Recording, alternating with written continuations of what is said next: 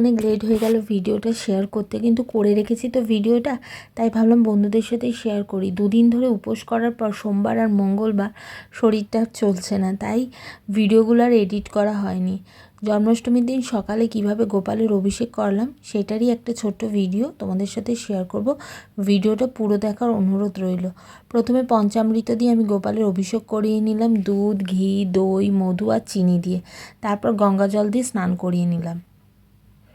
স্নান করাবার সময় জানো তো বন্ধুরা, ওম কৃষ্ণায় নমঃ বা ওম নমো ভগবতে বাসুদেবায় নমঃ বলে ভগবানকে স্নান করাতে হয়।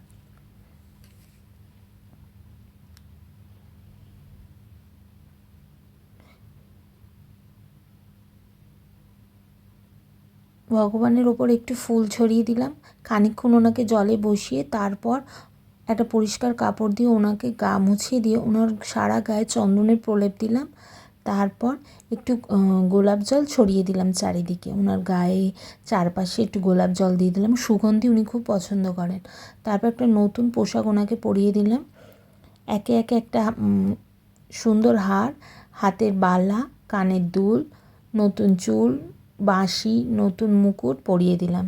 দেখো আমার ছোট্ট গোপু সোনাকে কেমন লাগছে, তোমরা একটু কমেন্ট করে বলো আমার গোপু সোনাকে কেমন লাগছে। সকালবেলা গোপু সোনার জন্য একটা সুন্দর সিংহাসন নিজের হাতে বানিয়েছিলাম। স্নান করাবার সময় সেই সিংহাসনেই গোপু সোনাকে বসিয়ে দিলাম। সিংহাসনটা পুরোপুরি নিজের হাতে বানানো, কেমন হয়েছে তোমরা দেখে বলো। এরপর আমি গোপু সোনাকে কিছু উপহার দেব।